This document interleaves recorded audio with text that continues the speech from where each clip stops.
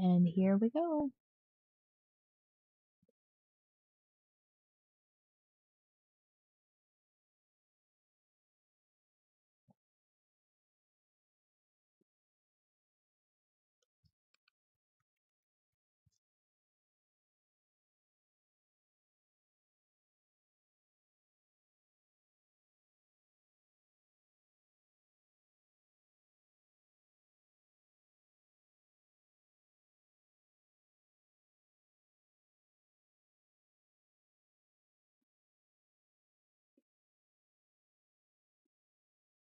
Okay. Well, good thing I checked my headphones.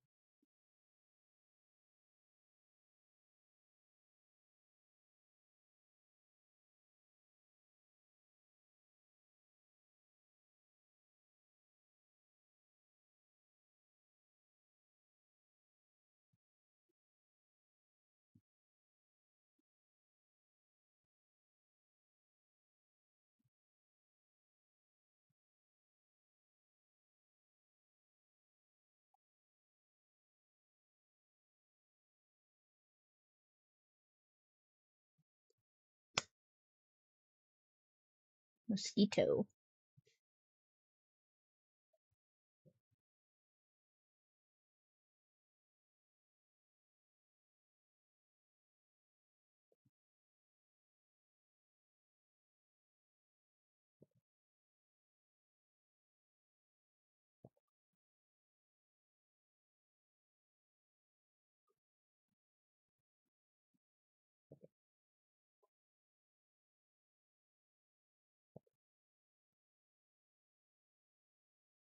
Hello. Welcome, welcome. So it's finally live on YouTube. Excellent. Do, do, do.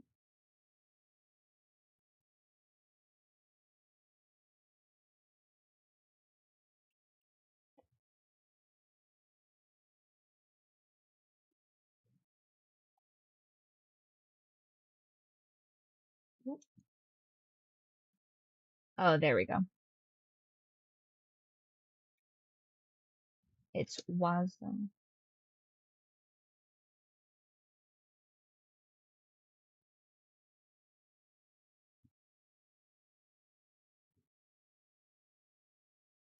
I think I'm just gonna kind of vibe on this, what is this, Tiny Glade demo until everybody gets in. Usually I play Baldur's Gate, but this is gonna be kind of a short stream because I picked up a shift from one of my coworkers. Are you trying to spell biscottis? I can't spell that either. Those are pretty tasty. There we go.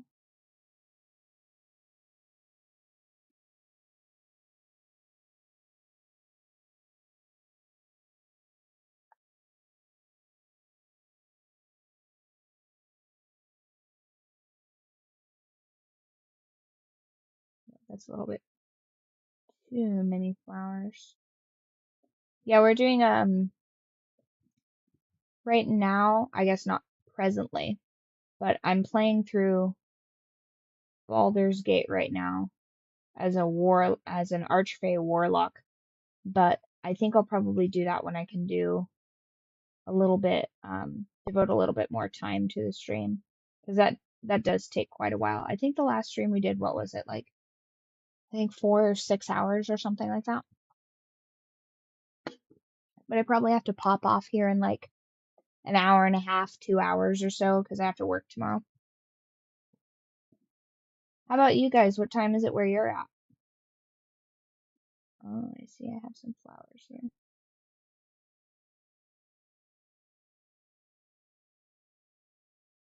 Oh, right. I have to tell it.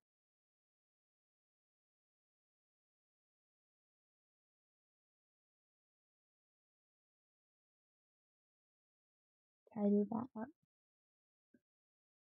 Not that much.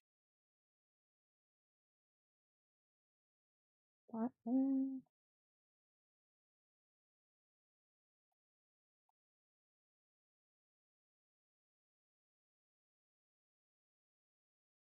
Kind of pretty. They're doing like larkspurs and I think that's lupines. There's that. Oh, that looks maybe like a larkspur. Nice. 2 a.m. Okay, so relatively close. You like Midwest-ish? Mm.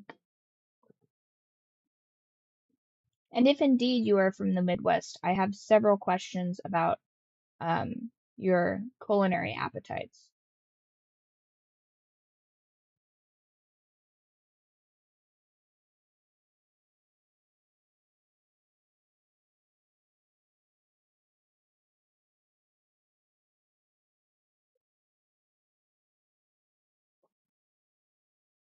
Whoop.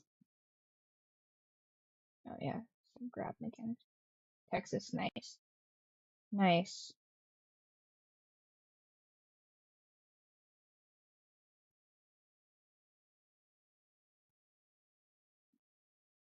How's the weather in Texas right now? I hear that it's quite a bit hotter than it is where I'm at. Mm. Oh, nice. Yeah, so just to get to know everybody a little bit better, what is your favorite dessert? I think if I really had to think about it, there is this French patisserie that makes these like kind of like a cake cup sort of, but it's panna cotta and like a spiced plum compo with like little, I think it's like little cheesecakey bits in there, but I don't think it's necessarily a cheesecake. Like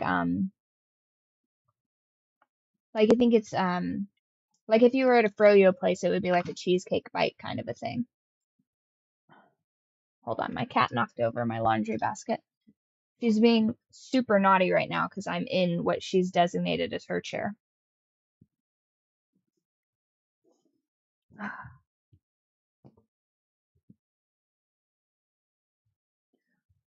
Oh, just chaos things.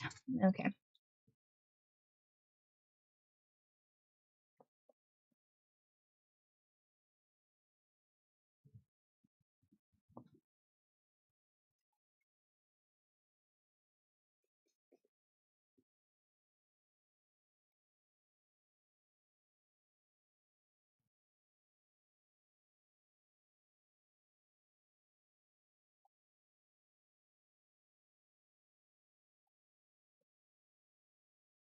You can't change the flowers, but you can change the little windows. Nice.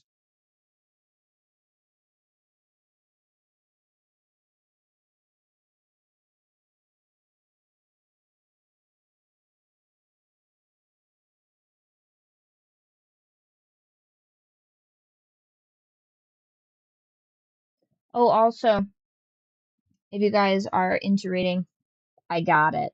I got the Quan Mills book. I was a little nervous, if I'm being honest, to buy the paperback because I heard that some of his signed editions came with a roach in it. And I don't know if that's just clever marketing or not, but I was like, I don't know about that. So I got the ebook and I am excited to read it. I want to see if it's about, I want to see if the hype is I want to see if the hype is real on it. Because otherwise I'm just doing like adventure and romantasy books and stuff. So I feel like it's probably gonna be like a nice palate cleanser from that, you know? How about you guys? Have any of you guys read any Quan Mills books? Oh, no, I actually don't want that.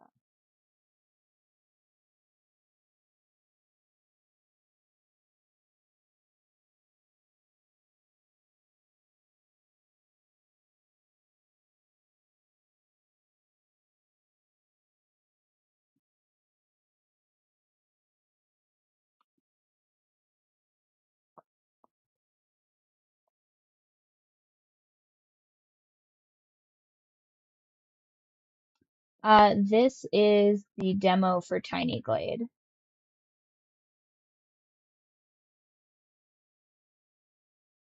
I honestly don't have a problem with buying it, but I'm trying to limit myself for games because the Steam sale, it calls to me. But I have a ton of games that I've never even played, so I should probably be responsible and not get them until next year. That'll be like a treat for selling like 100 of my book or something. Because otherwise, I'm just going to be a little game hoarding goblin.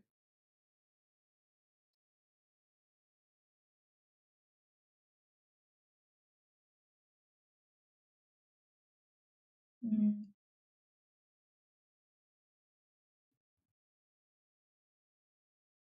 Oh, that's cool. In the full version, you can add like little pawns and stuff. There's probably a lot more customization available, not in the demo.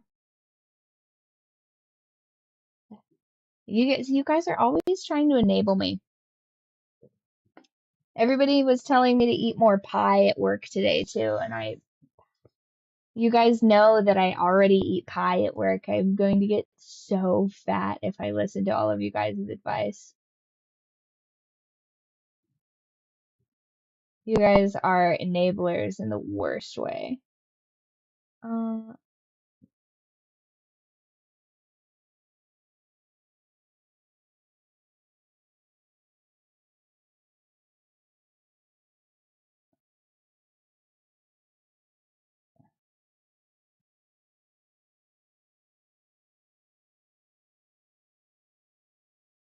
there. Like I still haven't played through Assassin's Creed Odyssey, which I really enjoy. I like playing as I think it's Alexios. Alexios is the dude. I think it's really funny to play as a metrosexual Greek man. Nice.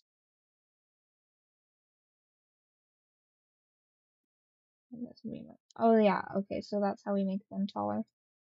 And go back over here and change this one. This is like a little hobbit door. Is there a way to lengthen that? And then let's actually move that up. And then move that up. Can I widen this?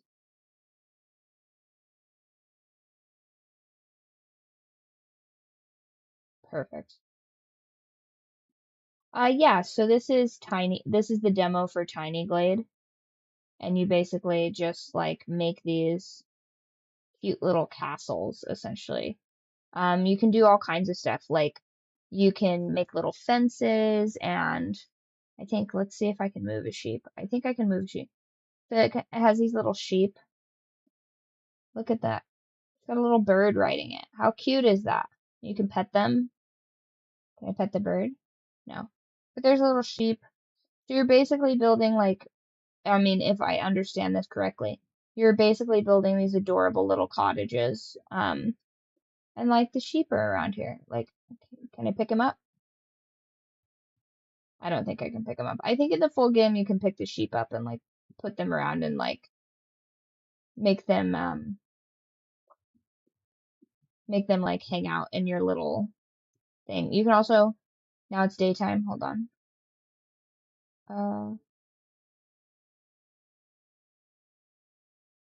You can make it daytime.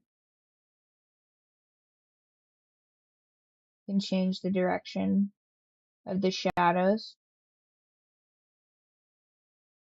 I want it to be nighttime. I honestly, right here, like the sweet spot, like that golden hour.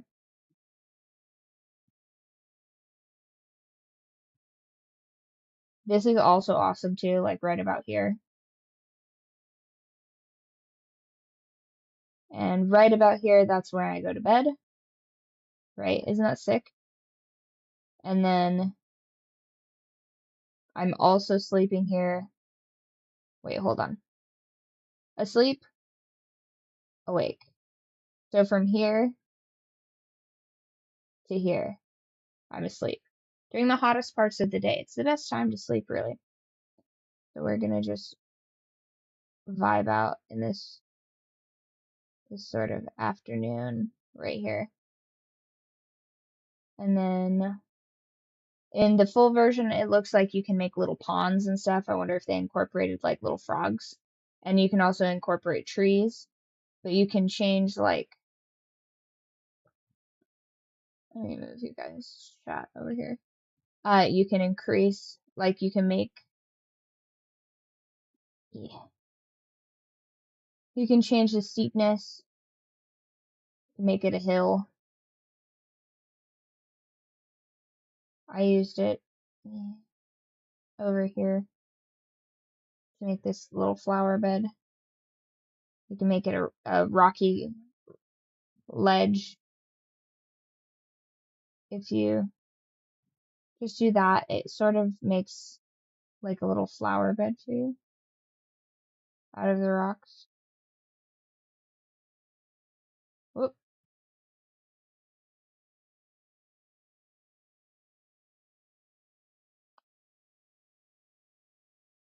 It gets a little crazy with that. And then there's different flowers. I think you can. Oh, okay, I see. I had it set to tall. I had it set to shrub, basically. And then you can change it back going like that. But I actually would prefer to have little flowers. Right. No, I like these. Honestly, I really like these little indie games. I feel like they really. Oh, do I have it set to bush again?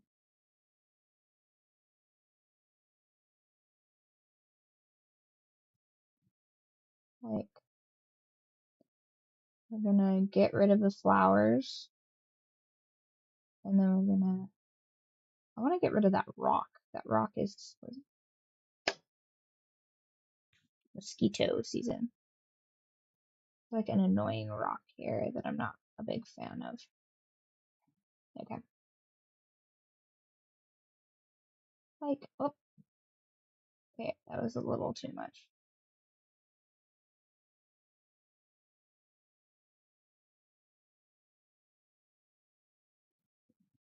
Too many flowers.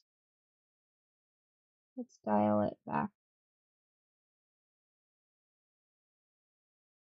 No flowers of any kind. And we'll do just like a bit of flowers. And then that'll carry on around to. Okay, excessive. That is an excessive amount of flowers.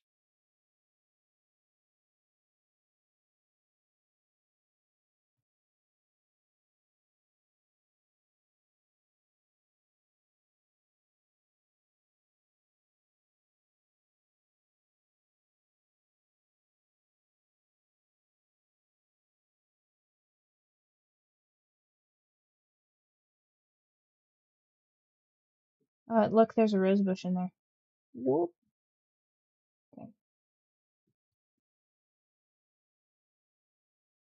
Tidy that up a bit. So my coworker that helped me get salsa the other day has to go to the orthodontist to get braces, which means that the amount of samples that go missing at work will decrease significantly soon because someone's going to have oral displeasure. I'm happy for him. It'll be an uncomfortable but pleasant experience.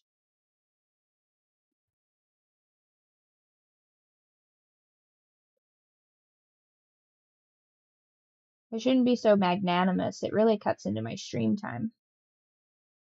Oh, look, they have like marigolds too. Nice. The Eye of Sauron. I have to look up a.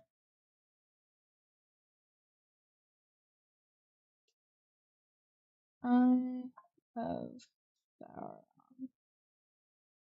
Tower.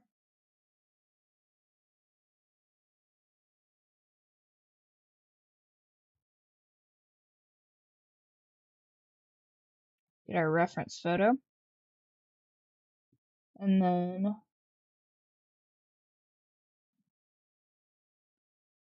wipe the board.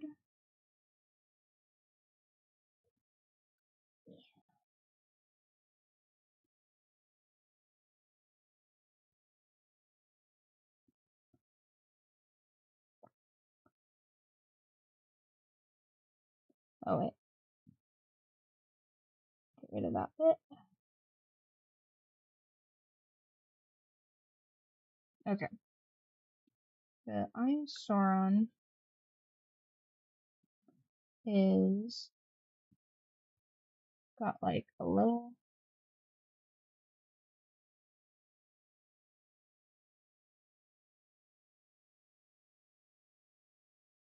Let's see if bird can draw a circle.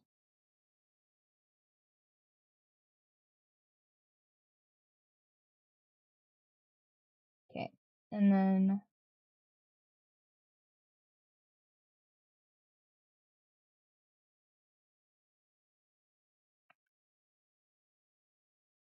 probably.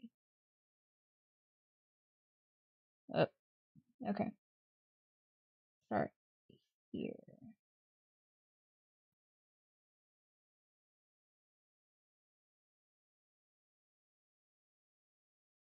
I don't think it'll let us trap the sheep. So it's made a little hut for the sheep for whatever reason. Why is there a hole there? Unclear, but there's a little hole there. Is this part of... Oh, okay, I see. Okay. There's a little circle around it. Then this. Oh, cute. You see that? He gets a little umbrella when he gets knocked off course. Okay. And then basically another one.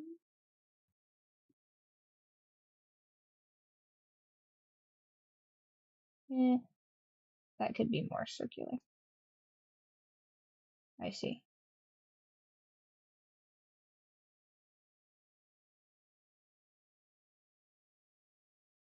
Okay.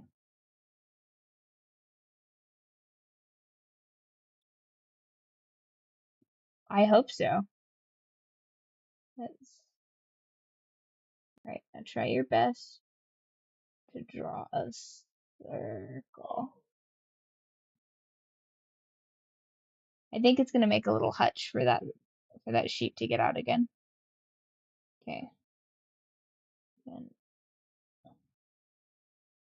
okay, so I think we've maxed out on the actual height. Oh, that does look pretty sick actually from the outside a little bit. It's not true to form necessarily. Well, hold on. Let's see if we can darken that. Darken that. Wait, can we get it slate?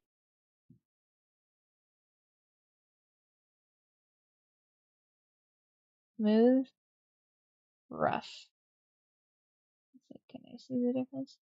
Oh, it's just a gable, or not a gable. Like like a demarcation line. Okay. I feel like probably that one. Okay. And then tower.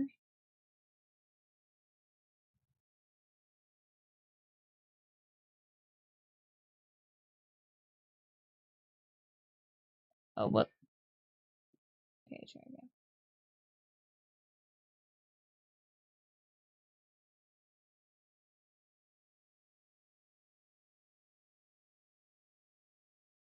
Oh no, it's okay, little sheep. He's trapped. He's not pleased that he's trapped. Okay. Now.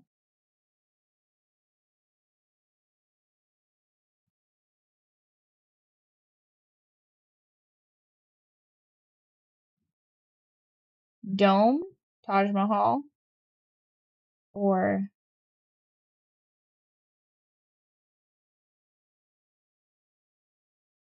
little like gnome hat.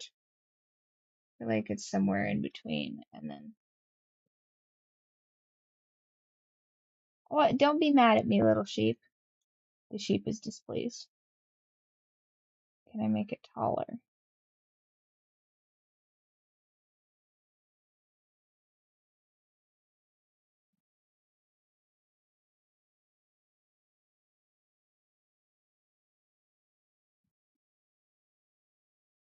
Color.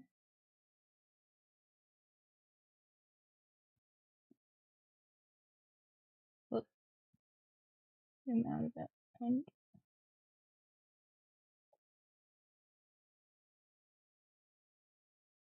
it's so tall. Oh no, I've lost the plot. Where's that? Whoa. Whoa, you can look at it from the forest. That's cool. Okay, back to the area of.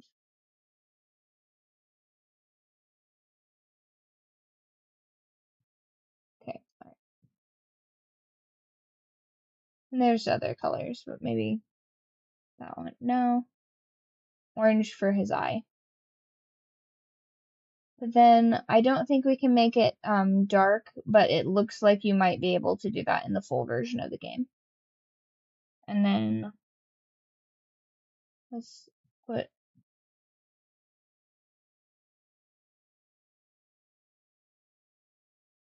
one lamp. Symbolize his eyeball. Oh, you can change the color of the light. That's kind of cool.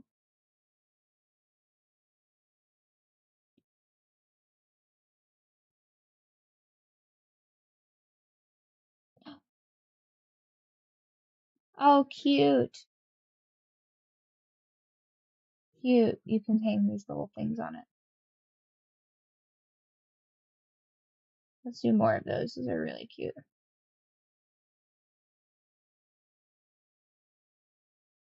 Oh, you can make it a double. Oh, cute.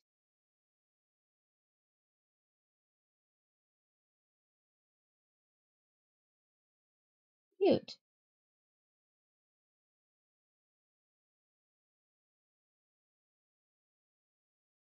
On fire. That's kind of cool.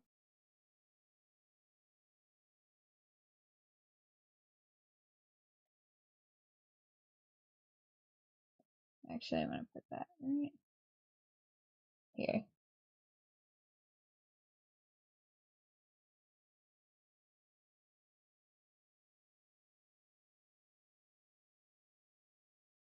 No, I can put it here. Now, can I change the colors of these?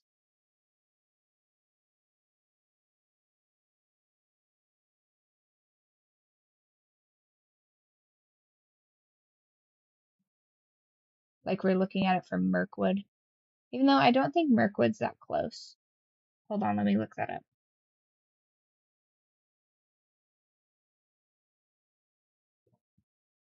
Wait, isn't Mirkwood kind of close to it? So basically, like, when they're getting captured by the spiders, which the spiders live in Mirkwood, which is also where Legolas is from. What's his name? Frodo finds Sting. No, it's not Frodo that finds Sting. It's his uncle, right? That's Bilbo, right? Yeah. Wait, hold on. Ding was an elven sorcerer. Bilbo Baggins discovers it. Okay. Oh, hello, hello. Mm. So, like, the funniest thing is I remember Lord of the Rings history better than I remember actual history. How funny is that? So, passed it on to Frodo. Okay. History. Elven Blade, Third Age, Rivendell.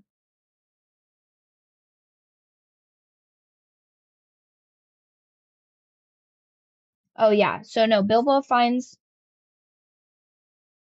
the sword when, because I just remember dwarves almost getting eaten by spiders, but I can't remember which dwarves.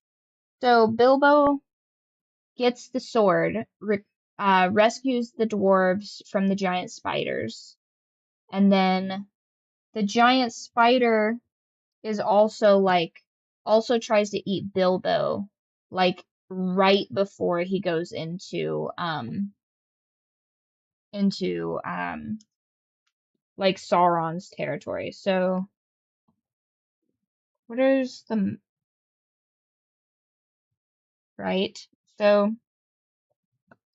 yes, map of Rohan, Gondor, the Shire, Anor,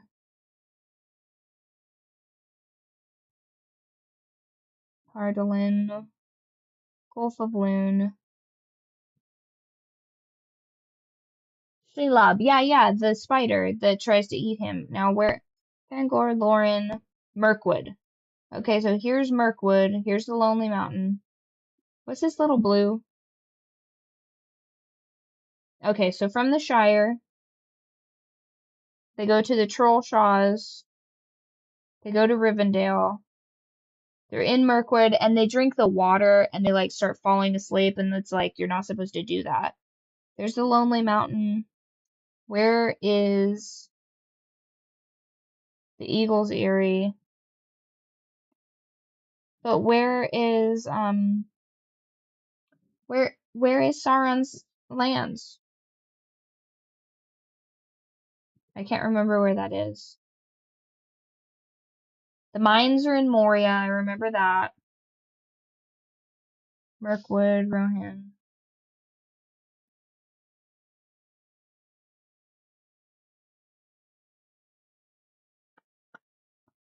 Isn't the Lonely Mountain where Smaug was?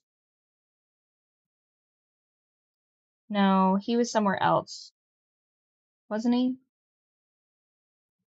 Smaug, the dragon, was in Erebor, and then where was he? Smaug locations. Yes, greedy dragon. Description, analysis, character. Oh, he's in Beowulf too. That doesn't make any sense, but whatever. Brief history on Smaug's. The difference between dragons and wyverns. Please Google, as if I, an autism, doesn't know the difference between wyverns and dragons. Okay. No, he fights the rivermen, but I can't remember which rivermen, because there's rivers everywhere. Oh, it's freaking Colbert was in it too. Like Stephen Colbert got to play one of the rivermen. Where's the barrelmen? And they ride down the rafts. Okay, let me just extrapolate this from the like context exclusive. So, because like the Rivendell elves and the Lonely Mountains, those are the Misty Mountains. That's the Lonely Mountains. I'm pretty sure it's in Dale. Yeah, the Elven King's Halls. Okay, I see. So, because they go immediately after getting almost eaten by the spiders, they go to the elves, and the elves, I think, try to imprison them or something like that. They've got some kind of beef because, yeah. So back in Bilbo's era, Legolas is still like a young elf. and they ride the barrels down into Dale. It was Dale. They ride the barrels out into Dale, and then that's where they try to harpoon the dragon. Haha, I knew I got it. Okay, so that's where that's at. So Smaug is in the Lonely Mountain.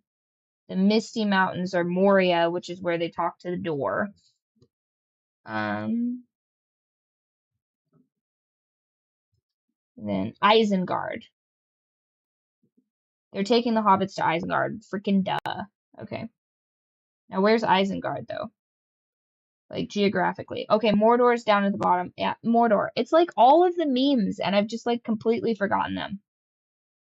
Seen the Sea of Ruin. Where is it? Mount Doom. That's where it's at. The Dark Tower. Okay. So it's in the southeast. That's a long way. That is no wonder it took so many books. That's a long way to travel. This is my favorite part about like fantasy maps is that they like if you are really about that life, you're like categorizing the distance. Like I know he had to have sat there, just like I sat there when I was doing the map for Bite. And was like, how long would it take someone? You just sit there doing the travel math of how long would it take someone that's this height and this capability, excuse me, this capability to go, you know, how long could they travel in a day? And then you're just sitting there like, like cartographer, like you're essentially becoming your own cartographer. Yeah, long movies. Honestly, I think that I was more excited for the release of the Lord of the Rings movies than I was for the Avatar movies. And I feel like James Cameron had to wait way longer to like realize his vision, whereas I don't think Tolkien was ever thinking about making them into a movie. I think he liked writing books because he was a big literary nerd and he's like, I'm gonna make my own language. And I'm like, I get it because when you're writing a fantasy novel, like for example, the country of Valmir, um, is like in my first novel, the Valmir is like quasi Italy, Spain. So basically, like dark skinned, like very lover boy type of peoples, and like really salt of the earth, like earthbound people. And then you get to the country that's like just north of that, and that's Revelis, and that's like quasi France basically, and they're just like a really airy kind of stuffy aristocratic type of people. And then Corvana, um yeah, it's Corvana because Kernabel is the capital. And I'm trying to like incorporate all of these different regions, and because it's really interesting to me like where people go and they settle. Like for example, in Idaho, the capital Boise, it's like French. Yeah, like my biological mother is like super dark. Like she looks like I guess she looks like most people take their coffee. She's like a really dark lady. And my grandmother's also pretty dark. Whereas, like, my Germanic English father is white boy summer all the way. Except for his hair. He has like dark genes in there somewhere, but he's very fair skinned. And so I look like this because I never go in the sun, but I'm actually supposed to be like maybe not as dark as like Colombians, but I'm supposed to be much darker. My habits just don't make me that because my hands, like my hands get super dark in the summer, and by super dark I mean like maybe a 5 out of 10 on like a pigmentation, but like my hands get like dark. Um, but like the rest of me is covered and not in the sun, so I don't get very dark. Um, but like I could never be like what would it be? East Asian pale? Like that's like porcelain, you know what I mean? And I have like dark olive tones and I think like I have blue undertones instead of red undertones because I have like a lot of Mediterranean. But I have a bit of French, which is why I have such a petite nose. Yeah, let's see on here. I actually am trying to like go back and figure out what all of that is. But anyway, that's a bit in the weeds. So basically my point is it interests me how like all of these things come together and you have very distinct peoples from different regions, and I'm really trying to incorporate that. So like yeah, I'm like 60 something percent Irish, or no, hold on, that one's my dad's side. Like 63% Northern Italy. But then I've got a lot of like Norwegian and French and Germanic. But I like the idea of like the way cultures interact and like the temperatures and stuff like that. So like people in like colder regions tend to be like sort of more terse nations and stuff like that. And I feel like those things are interesting in character development and how like, it just I think it's a funny concept for me for like immortal vampires to be living in like a really cold Slavic region where like in Twilight how no, I didn't. That's why it's so difficult for me to extrapolate. I'm basically having my Blood Witch stepdaughter go back and sort of like alphabet um alphabet agency her way into my genome.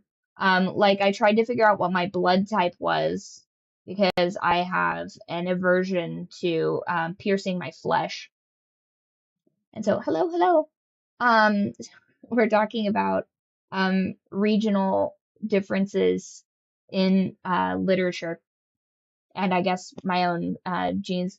No, I really wanted to do that, but also it's difficult because I have there's like an adoption in my like ancestry, so like one of the people in my one of the people in like my maternal line is not actually like in my family. So like genetic wise, obviously I love him to pieces, but that doesn't matter when you're looking at like the raw ingredients of a person, you know what I mean? So she went back through and she like found a kid that like I didn't know that like biological parent had, which is crazy. That's so fun. Like I like sort of the mysteries of like going back through that, but I digress. So if you go back through, you can sort of track people's travels through their literal DNA and stuff. And I've noticed that like a lot of like the Italian women in my family have like, there used to be even have you guys ever seen there's a commercial for like this gelato ice cream and the guy comes home and his wife is like cooking in the kitchen and she just starts screaming into him in Italian and then he starts yelling at her because they're both Italian and she's like, they're screaming, they're screaming, they're screaming. And then there's gelato in this like paper bag of groceries that they have. And then they briefly have like a very sweet and tender moment. And then she just like immediately goes back to screaming at him. And I'm like, these different like cultures and the way that they interact with each other is very interesting, especially if there was like geographic isolation. You get a lot of like weird behaviors. Like for example, like the people from like the South, I guess there was some sort of a thing where they sent people from like the prisons to marry like I think prostitutes and then they sent them down to Louisiana as like this is how you get out of jail. There's all kinds of weird stuff like that in history. And when you're forming a world, you're creating history. And so the way that those things interact is important. I mean, maybe not in the grand scheme of things. Like, I'm pretty sure you could just slop together a novel, but I don't think that those novels are as interesting as when you like set the framework. Like a really good DM when you're playing Dungeons and Dragons, they don't just say like, "Oh, go here, do this." They like have in their head like the history and the knowledge, and luckily they don't have to come up with a ton of that because there's like, I think Wizards of the Sword Coast is the company that owns that. They have like a whole like compendium of knowledge on how those things interact, which I think they like messed with in the last update, which is like, oh yeah, I'm seeing came from YouTube. Yeah, I don't know what the deal is, but I just think like Twitch is like slightly more reliable as far as like showing me your comments and stuff like that. Hold on, let's go so we can see our magnificent tower a little bit better.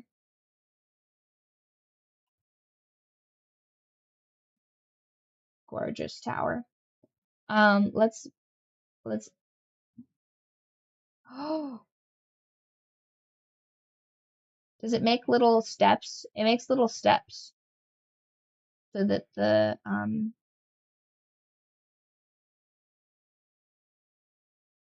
cute. Let's brighten that up a bit. But yeah, so Valmir is supposed to be like quasi Italy, Spain, like a very Mediterranean sort of nation. To make sure that I'm not on here too late because I do have to work. I'm gonna set an alarm so I don't overstay again for an hour and 3 minutes. And then I'll have to bid you adieu to go to bed. But I suppose the pies don't sell themselves. Well, they do kind of sell themselves. We had a crazy day today, but I digress. So I wanted to incorporate like, it's not strange for someone to be really like flamboyant or gaudy and for someone to be really like haughty in this area because of the way they conduct themselves. Like they're very open people. They're very like sort of lovey-dovey people and maybe not so much in like like the more rural regions. I feel like a lot of those cultures tend to like sort of congeal once you get into like larger like metropolitan cities and stuff like that.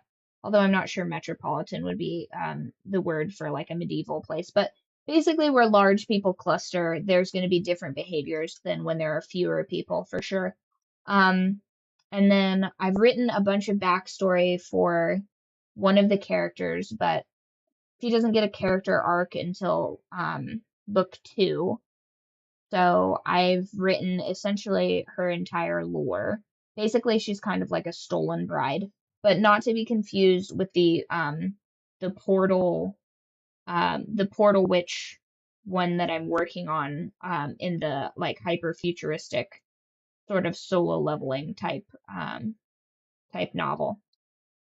Um so all these immortal vampires live in this like Slavic, cold, sort of dreary country to the, I think, slightly southeast. I still have to mess with the map a little bit. I'm not like entirely pleased with how the map is yet. So you guys don't get it until it's like perfect and I've sent it to somebody with more cartographical talents to sure up. But ideally, it would look something like this when it's completed because I will have had the entirety of the map finished up. Because right now, come on, map. Right now, it's only like this big, pretty much, which is not that large. How do you make the vamps interesting, though? So I like to, they're immortal, right? And that's through, some sort of like god boon forever ago. And I like the idea that, like similarly to sort of like V Rising a little bit and Witcher lore, that the sunlight doesn't kill them, but it makes them sick. So like essentially like an accelerated version of like heat exhaustion and like heat paralysis and stuff like that. And then they would require like excessive nourishment to come back from that. And also I like that in the Witcher's lore they don't have to eat blood, but they do. And then I wanted to incorporate also like sort of a vision element to it because it is like sort of quasi magic. So they have this like religious cult in part of their country, called the Sisters of the Priestesses of Liss, Liss, and they are essentially supposed to be a like Vestal Virgin class of women that just stay in this temple all day, and they've got like gold and ruby like um accessories and stuff like that. So that's how you would denote them. They're not like sort of like a pristine sort of nun character. They're more like sort of it's giving more like Greek sort of stylization. Um except it's like super cold there. So they exist in this temple that's like sort of geothermally heated. So they're like not really supposed to leave the temple kind of stuff. And because of that, they're supposed to be like pure essentially. But because Marcus is kind of a dingbat and he has like snubbed nobility, I think we talked about this a little bit in the last one. Because he is snubbed nobility because when he was a younger man, younger than he visually looks, he had like a tryst with this other noble that he was friends with, sort of like one of those childhood friend type of things where like you try it out and it's like not great. Except when they hooked up, it kind of like fucked up a bunch of political stuff for her. And so she was married off to like a lesser noble because of them being like found out. And that kind of like soured him to the whole nobility thing because he was like, oh, it's not a big deal. But like his consequences had like effects on other people. And instead of just like taking accountability for that and sort of, growing as a person and being like, oh, maybe I should mature and like sort of like fill the role that I'm like meant to fill. He just decides like, well, I'm just going to abstain from any responsibility at all and I'm just going to be an entertainer. What was that? Oh, look at that. That's cute. He's flying off with his little umbrella. Adorable. So cute. He's just hanging out. Nice. So the sheep can fly in this game. So he's just like, oh, I'm gonna be an entertainer, and then Dimitri, who's like the high vampire like king basically, he tells his right hand man, his general basically, he's like, hey, I'm gonna go off to the west and I'm gonna like inventory the cattle or whatever. And he says like he's like talking to him like that, but he doesn't actually mean that because he just like kind of wants to get away because all of these nobles are like giving him kind of a headache. Like it's a lot to have to be the king. And if you have an opportunity to leave, then you're gonna like go on a little holiday. So he goes on holiday. Stravos, his general, is like sort of none the wiser. He's like, yes, check in on the sheep, and then the dragon can like, take care of everything or whatever, and we can like rule as gods like we're meant to. And he's like, yeah, yeah, sure, I'm gonna go check on that. Don't do anything till I come back, right? And then he goes over there and he just gets to like sort of let loose. And in doing so, he meets Marcus and he sort of like quasi tricks him into going back with him to Corvana. And then he turns him immortal, which, Marcus thinks is going to be cool. He's like, oh, yeah, I'm going to just essentially get to be immortal and like fuck around forever. Time means nothing, like woohoo party time. Except Dimitri has larger machinations for him. He wants him to like fulfill his role as like what he's meant to be as a man. And if he keeps fucking around like he is, like he's going to waste his life. And so he's like, I have this inclination, which I'm not going to tell you why he has that inclination, but he's like, I have this inclination that he is meant for better things, and also he's important later on down the road. So I gotta like lock this down. And that pisses Stravos off because Stravos has been kind of like being a little insubordinate, and he goes off and finds his own ward, and he's like, hey, I want this guy turned, and Dimitri's like, yeah, in a minute. And he's just kind of like messing with him a little bit because he can and he has that kind of power. And also, you shouldn't just hop to when you're like the king. Like, you hop to when you want to. You don't hop to when other people tell you to necessarily, unless it's for a good reason. Like, your advisor's like, oh, the enemy's at the gates or whatever. But for reasons unknown to you, he needn't hop to any of those things because he's highly alert to those things. So he's like, no. And then that again pisses Stravos off a little bit more because he's like, hey, I wanted like my guy to be turned so that I could have a right hand man, essentially, so that he could like, start politically maneuvering around the king should he need to, because he's like not getting this whole conquest thing done on a proper timeline. So then that's where the political story starts for them. But then I'm thinking about in book 2, I can either start with like where we left off with Serena, who's the mortal girl that Marcus starts traveling with after he's been ousted from the kingdom, or I could start with the backstory of Stravos's ward, Eric's, and like sort of how he comes into, because in book 1, you're sort of naive to like how the world works because it's being told from the main character, who's basically like a country bumpkin. And as she's learning things, you're learning things. And Marcus is not exactly like forthcoming with this knowledge because why would you need to know? Like, it's not a big deal. He's that type of a guy. Because it's not a big deal for him, but he's not thinking ahead, which is kind of his whole problem. He's only living in the now. And so it's all about what he feels like right now and about what he wants to do right now. And that's kind of part of his problem. Like, that's his character arc that he needs to like get over. But what's going to make him do that, right? Like, how do you change if you aren't forced to? So I can either start with like how it's going for Serena now that they've made it to Kernabel, which is the seat of power he's supposed to be ruling, or instead of doing that, because I did get a suggestion for that, but I don't know if I'm going to take her advice or not. Or I could start off and sort of start with the world building and then drop you in after I've like sort of given you the backstory of like, yeah, so in this other region that's brand new and fresh to you, this woman is being sold into a political marriage and she is very mad about it and she's kind of getting a raw deal. And so because of that, then I introduce sort of the magic system of how this world works, and sort of give you a little bit more insight into that.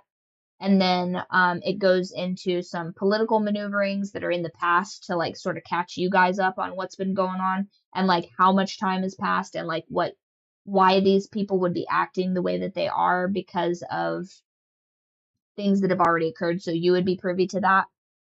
And then drop you into like sort of a Machiavellian plot to like cause trouble. And I already have like sort of a bestiary situation that I'm trying to figure out for this era. There's not a ton of them, so I don't necessarily think that that would be like a large requirement of that, but I think that that could be fun and interesting. But I feel like a bestiary of like a lot of these creatures has sort of been done to death, so I don't necessarily think there's anything that makes these creatures too fundamentally different, but the way that they're presented, I hope, is sort of refreshing and interesting. But, funny enough, I've never read Brandon Sanderson. My roommate has all of his books, though. She's a big fan of the Skyward series, and I think that's the one with, like, bug creatures and spell singers, something like that. Some sort of magic blade situation. There's like a pretty fine Asian or quasi like Asian protagonist. So she's nearly got me she's nearly got me radicalized into reading those books, but they're quite long. Um And I just got done reading Christopher Paolini's Aragon series. I mean, I've read the Aragon series, but I just now read Murtaugh.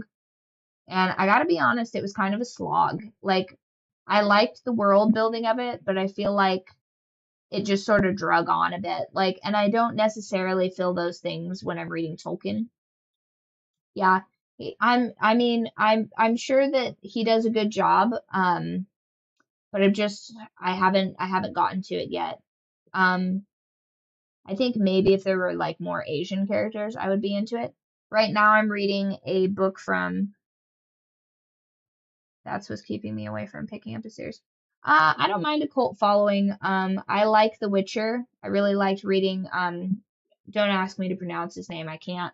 I think it's like Andrew something, whatever, that wrote The Witcher. I really liked that. I think that he did a pretty good job of keeping beat with like quiet moments and also action. I think he did a good job with that. You know what? If you haven't read it yet, on my reading list is actually let me pop back into my Kindle right now. First of all, I'm absolutely going to read Quan Mills, This Hoe Got Roaches in Her Crib, because I think it's hilarious. And I would really like to see for myself whether that book is the phenomenon everybody says or if that's all hype. And then I'll give my analysis on the YouTube, on the author one, by the way. If you guys are following Riley Bird Official, that's the wrong one. That's the Dinkin' Around YouTube. You're going to want to follow Bird, BYRDFLOCKOFFICIAL, Bird Flock Official. That's the author YouTube. I think I have it linked in here. But anyway, I was a real big fan of Vivian Van Veld's Heir Apparent series. She also has a book called User Unfriendly, which I liked, and I have not yet read Deadly Pink. But I think that honestly, that lady was kind of ahead of her time with that. I really enjoyed those books. Heir Apparent, I read like 6 or 7 times. I really, really liked that book. I think she did a great job. And she was writing about AI and like virtual reality well before it ever existed. But I'm also going to, at my hubby's request, or I guess his suggestion rather, I am going to read the old like Conan books from Robert Howard, because I think that he was a bit of a feminist before his time, but just the way he writes, and just the snippets that I've read is very intriguing to me. So I'm excited to get into that. And then, oh, I guess I should put that. How long is the Conan series? I don't think it's like a super long. There's like it sort of reads to me like how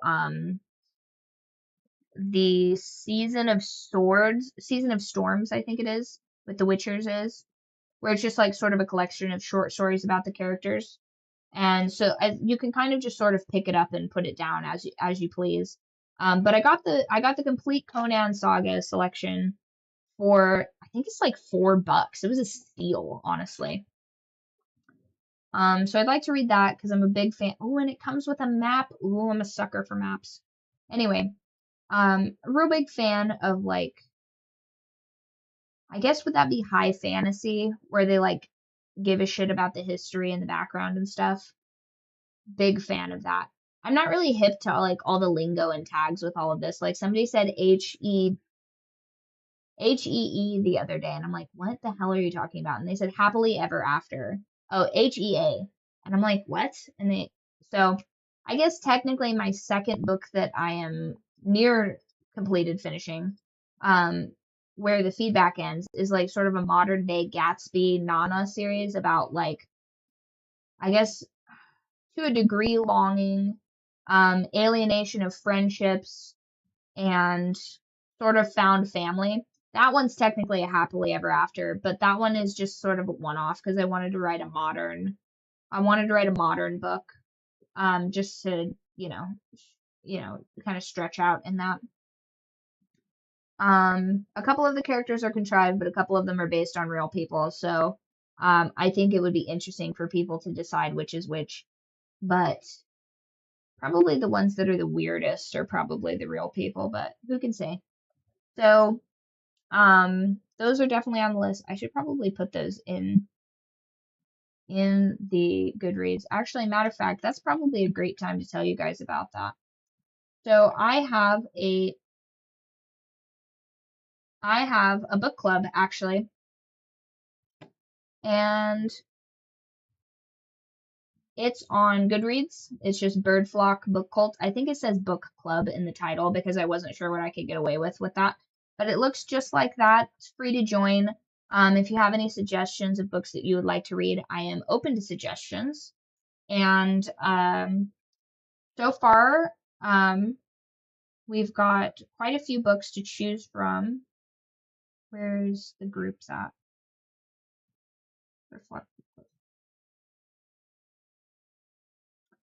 Right now we have in there.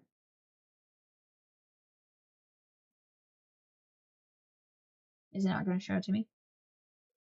I'm not entirely familiar with this app. I think, where did I put them? Archfey, authored, recommended. So right now I'm reading through, oh, come on now. I'm reading through J.F. Lee's omnibus of Sword of Sorrow, Blade of Joy, Tales of the Samurai. And it's giving kind of like Samurai Champloo vibes. And so far, so good. I just bought the book just on my own for the first book because I was waiting to get his arc reads and I couldn't wait. And I think that the omnibus actually is a little bit more recent than the books that are available on Amazon. But I'll put that. I'm like 39% of the way through, but I'm gonna skim back through the omnibus. I hope I'm pronouncing that right. I'm gonna skim back through that to see if it actually is truly different. And if it is, I will be including that in my review to be like, hey, by the way, this one's actually pretty sick. Just remember, as an author note, that he should probably update the manuscript he has on Amazon because I believe it's outdated. If one can believe the omnibus and how he has that edited. But because this guy's, I mean, he's on like his fifth book and good for him. I can't wait to see how the second book goes. I'm already like, I think I read it for like 2 days and I'm already like 40% of the way through. Because I can't wait to see what everybody's doing in that. And then let's see, what other books do we have in here? I have been recommended The Poppy War. So I'll probably be diving into that. Shield of Sparrows. I really have been recommended based on enjoying the Witcher series. I hear it's like an elevated version of kind of that, but I believe it's written by a woman, so we'll see. We'll see if it lives up to my expectations of that. I'm kind of a harsh critic. Not so harsh where I'm like, nobody can write better than me. Obviously, there are a great many authors that write well better than me. But it's about sort of the enjoyment of the book. Like, I mean, I really appreciate that they have the rating system on Goodreads where basically it says a 3-star is that you like the book. A 4-star is that you love the book, and a 5-star is like would read again. I think that's how it's categorized.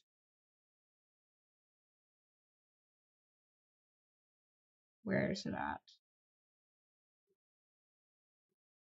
5-star rating of books explained.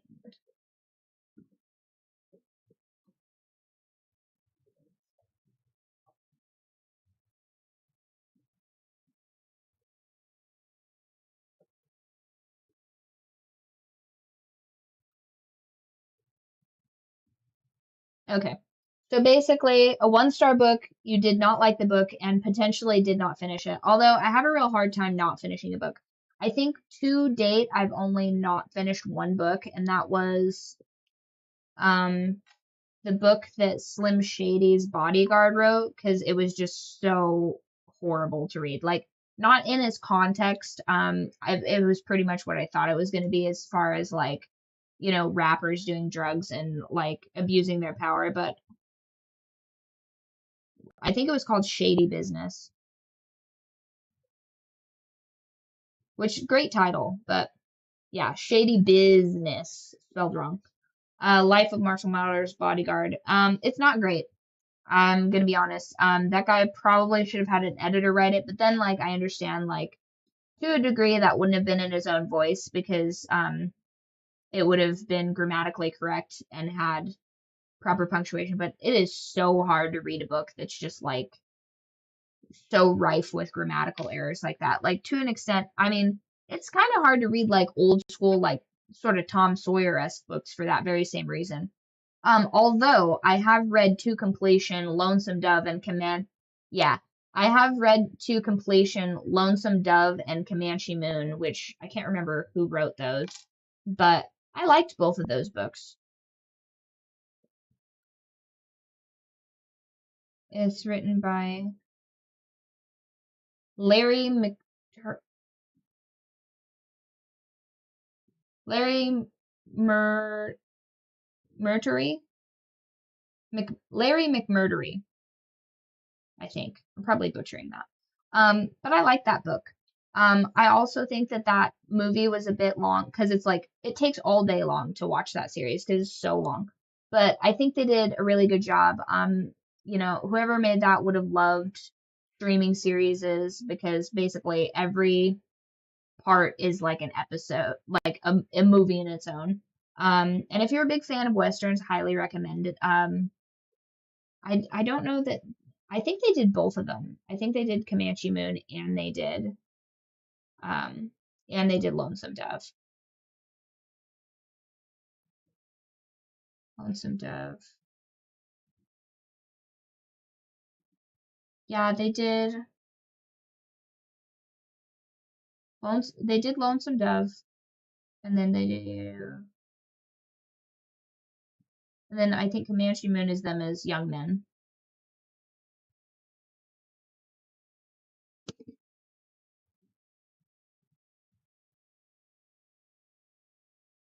Yeah, they did both. Yeah, and if you're a big fan of westerns, highly recommend it. Like if you're on that Red Dead Redemption kick, um, you know, pop some tabs and watch that. Highly recommend. Oh, thanks. It was good to see you, Reef. I'll probably be on again tomorrow with actual gameplay. I just didn't have quite as much time today as I thought.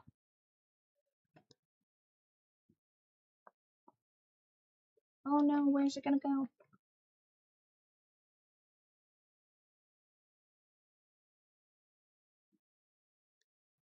Mm. So anyway, if you're about that Western life, highly recommend Lonesome Dove and Comanche Moon. You can eat, I personally am a big fan of chronological order to things, so I would watch Comanche Moon first because it's them as young men, and then you like. I think they do a good job of investing you in the character in Lonesome Dove, but if you really want to like start from the beginning, you should start with Comanche Moon and then watch Lonesome Dove afterwards, which I know it's like a ton. That's a ton of time to invest.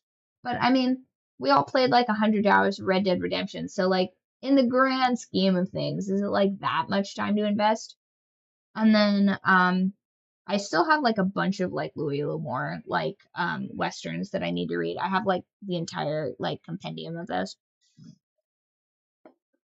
And I watch Tombstone at least once a year because I feel like it is a cinematic masterpiece. Okay, so this scale. So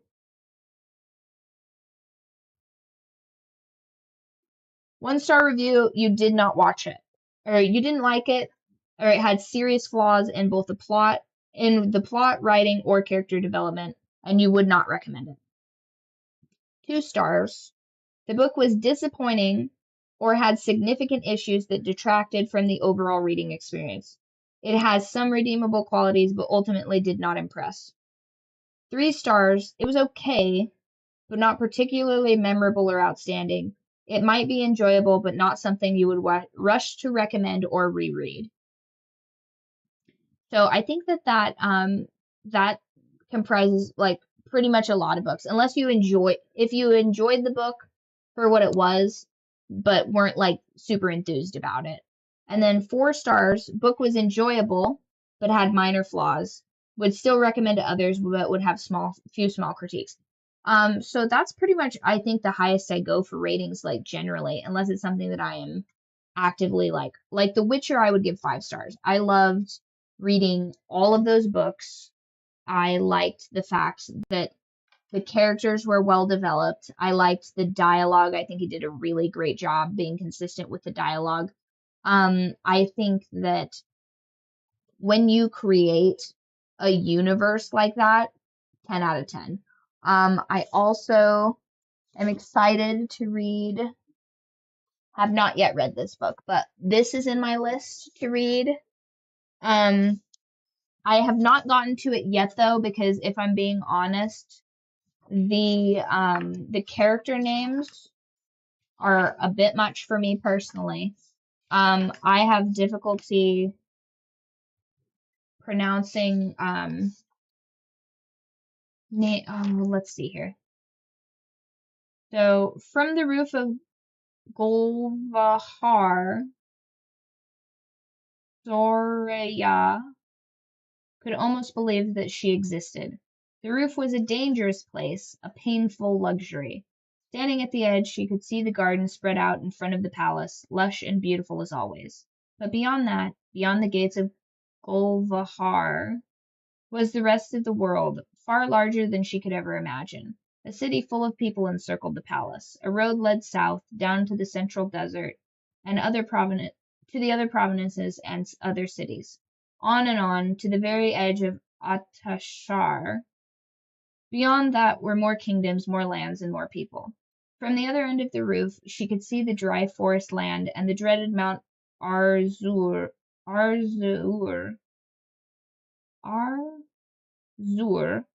to the northeast. From every corner there was always more and more, mountains and deserts and seas and hills and valleys and settlements stretching on without end. It should have made Soria feel smaller, inconsequential, and sometimes it did, and she would have to retreat with teeth gritted or fists clenched. More often, though, standing alone under the open sky made her feel unbound and unburdened. From this height, everyone seemed small, not just her. So it's like, I'm a pretty quick reader, but some of these words, and I understand it's probably like a regional thing, but it doesn't mesh well with my brain and my tongue. So I'm going to have to probably get the ebook and then trick my ebook into reading the names as like something more palatable to me, which I think might be a life hack for. Oh my squirrel! Are you just terrorizing your brothers? No. Poor boys. Oh, I know you were sleeping. Naughty kitty. She just like barreled in here like a freight train and jumped on her brother's head. Sweetie, it's not nice to jump on brother while he's taking a nap. It's not nice. You will not be getting a treat about that. That's borderline bullying. But I think if my assumption is correct, I can go into my Kindle and I can tell it to pronounce the word as a completely different word, ideally. So I could just change the name and then read through the book. Or, better yet, it will understand how to say that word in a more pleasing tone than I can conjure, and it won't be an issue at all. But those kinds of things, like, I think that's how I ended up with Marcus and Dimitri and Serena, because it was like, I really wanted to go hard in this whole, like, I guess circling back to cultural relevance and like historical backgrounds in fantasy.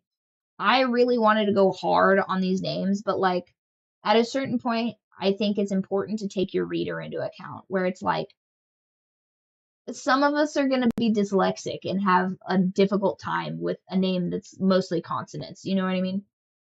So if you get too fantasy element in it and there's not like sort of a melody to being able to say these names, it's going to be tough. Like, I mean, I have a difficulty saying like orcish names and stuff like that. Like, it just is what it is. Now, one of the things I will give credit to Christopher Polini for is he is like notorious for putting in the very front of his book like a pronunciation guide of how he envisions the names being said. And he also puts like the phonetic, like this is how you pronounce that. And I really appreciate that from him. And I think that if you're gonna have some kind of uncommon fantasy names in your book, highly recommend putting a pronunciation guide in your into your book, even just so that you can calibrate the names. Like for example, if I was trying to go through and trick my e-reader into reading the names as something more palatable for me personally, having like a page one list of everybody's names and how to pronounce them would be fantastic for that, because then you're not having to hunt through the book to find these names and stop and start and stop and start. You can just sort of calibrate from the beginning. And that, I think that also goes into the world building too, because I think you can start to notice, like for example, in the anime and manga series Apothecary Diaries, like some of the, and I won't spoil it because it's fantastic and I highly recommend it. You guys should definitely watch that. It's got the anime focuses mostly on mystery, but it has like romance elements to it. But it's like crazy ultra slow burn. So like don't even trip. Second of all, it's not gonna be like Rent a Girlfriend or whatever, but yeah, I think Rent a Girlfriend is the one I'm thinking of, where like the entire series goes on and it's just like very lackluster at the ending. Do not recommend. And then so back to Apothecary Diaries, there is the manga and the light novel, and one of them focuses more on the mystery elements of like the succession of like the emperor and stuff like that, and the second one focuses more on the romance. So in the mystery version, there is a character whose name sounds very similar to this other character, and it's actually how like she gets found out to be a spy, because like the characters in her name are like too similar, and she chooses this name because like pretty much nobody can read. So she's like, oh, okay, like I'll just pick this name because I like it and it sounds good to me, because it's something that is regional and pleasant and reminds her of home, right? And so then your main character can read and is quite clever and is basically a detective. And so she's like, that's weird. None of my business though, which I loved for her as a character. Like anytime she like merely uncovers like a plot to something, she's just like, not me though. This is somebody else's problem, which I wish I had more of in my life. I just can't help myself. Um, so the names, I like when the names have meaning, but I personally struggle if the name has like too many syllables or is too exotic in its nature, whether fantasy or otherwise. Um, but also like I wouldn't necessarily enjoy, I think, a fantasy book where like the main character is like Brad, or like I think there's one I think there's one book that my roommate reads where like every like third character is like Steven or something like that. And she makes a joke of it. The writer makes a joke of it in her book, but I feel like that'd just bother me, you know? So I'm so far I would give this where's that? So far at the like 40% ish mark, I would give this let's go back to my books.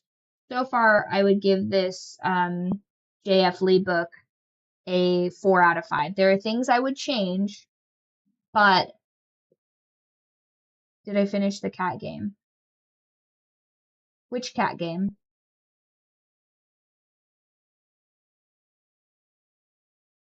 I have several cat games, if I'm being honest with myself.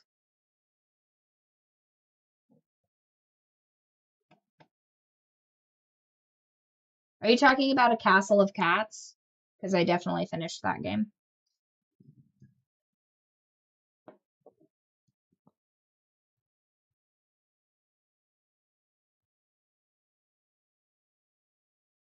There's like a slight delay on YouTube too. Just FYI, I don't know why Streamlabs hates YouTube so much. I'm pretty certain that I set YouTube to low latency, but I don't know what it still is.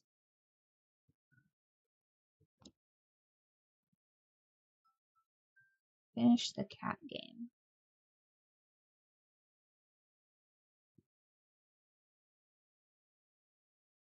What cat games do I have?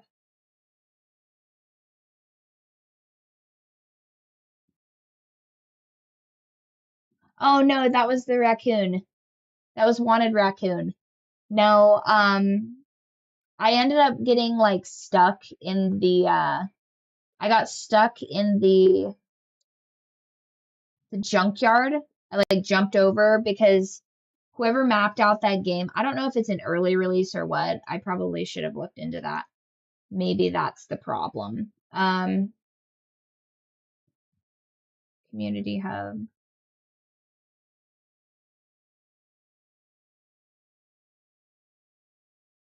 Maybe it's an early release. Let me double check. No, no, Sims, be quiet. Wanted Raccoon.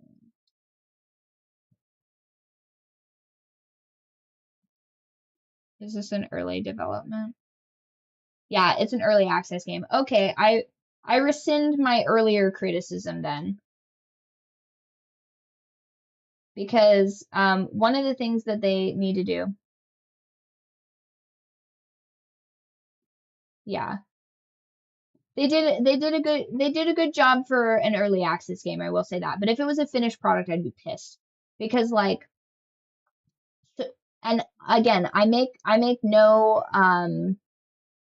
claims that I'm some video game expert or anything like that. But as a consumer, when you either have to make it so that I can walk through walls like they did with the aisle, where like basically you're not going to get stuck on foliage because that like if you're in any kind of like chasing this or that, I either need to be able to not get stuck on these decorative elements of the game, or you need to make things have a hard edge to them. I shouldn't be able to fall through like decorative items and get stuck. But I understand that probably takes a ton of time. And if you make a game too visually dense, you're gonna have a bunch of things to duct tape and fix, which is why, like, for example, this game, I mean, there's not a whole lot going on. You know what I mean? And that's kind of its charm.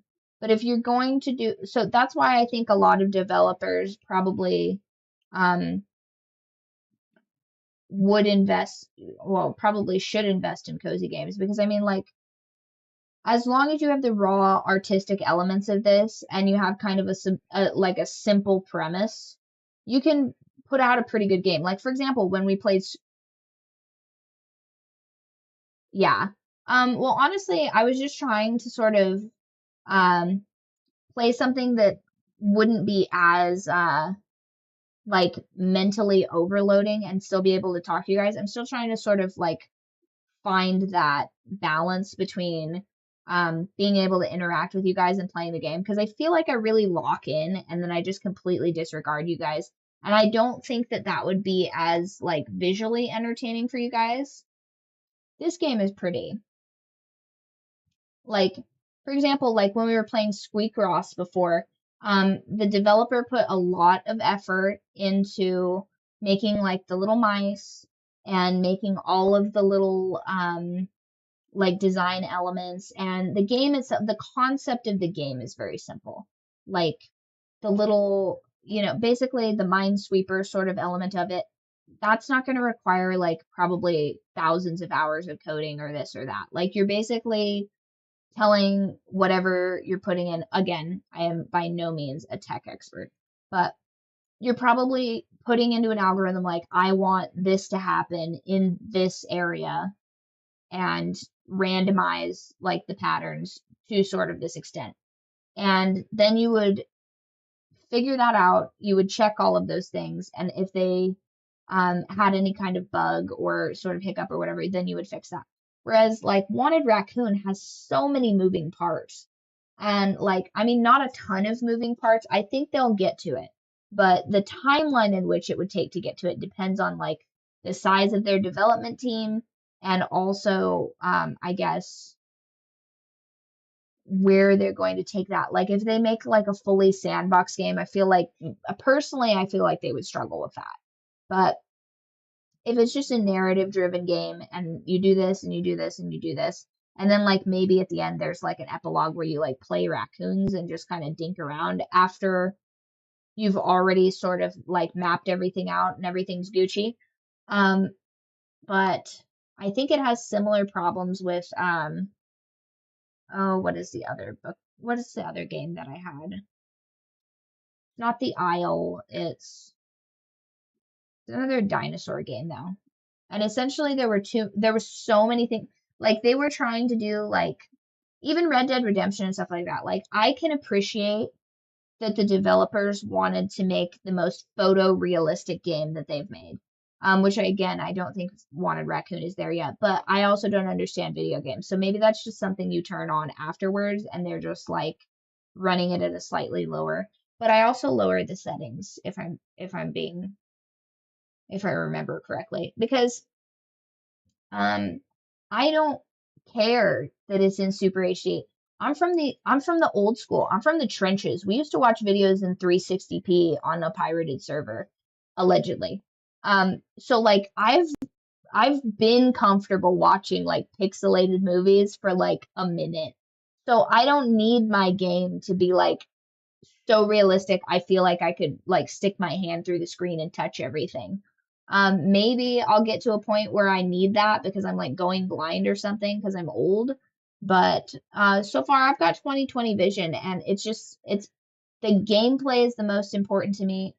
For example, this Tiny Glade game, I think it's aesthetically pleasing, but like I don't need to see the veins in the blade of grass. Like I know what grass like this is excessive.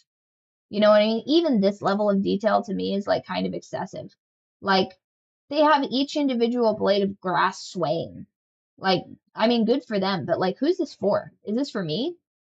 I mean, I appreciate it, but I don't require it. Do you know what I'm saying? Like, look at this. And this is the demo. This is what they're giving to us for free. Look at that. They've even got like the camera, like somebody put a lot of love into this. I will give them that. They put a lot of love into this game. Like, even the fact that this kind of blurs out so that you can kind of like this sort of chalk outline essentially. This is pretty.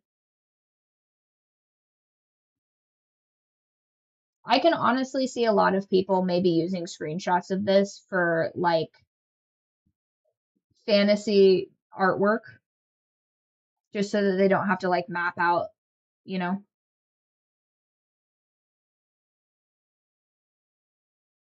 Right.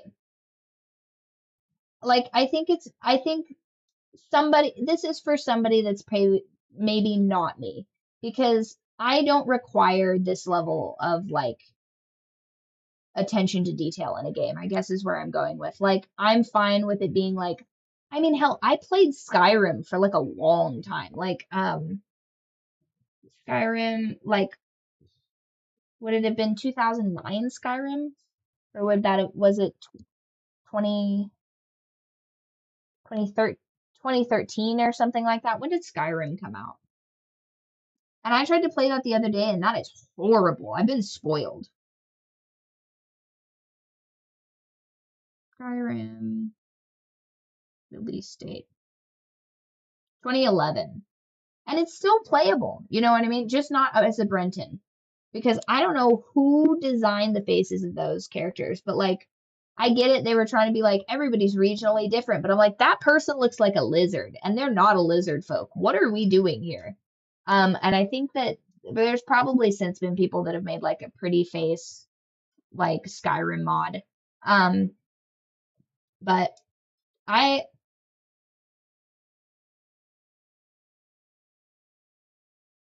the trees are the same. Yeah, like someone has clearly put a lot of time into this. You know what I mean? And there's like little butterflies and I feel like I would love to attribute this to like women in STEM, but I'm not 100% on that. It's super cute though. I have a hard time believing a guy would put this much effort into making a game adorable, but I mean, Stranger Things, you know what I mean? Like this is the kind of thing that occurs when you have people that have pride in their work. You know what I mean? Like even kind of honestly, the sounds are very pleasant. If I can just be a little autistic for a second. Like that's such like an audibly pleasing noise. And it's not too much, but it's just enough. So, but I guess my main gripe with the Wanted Raccoon, which again, I will take into consideration that it's an early access game, so they probably just like need a little bit more time. So my early access critique of that,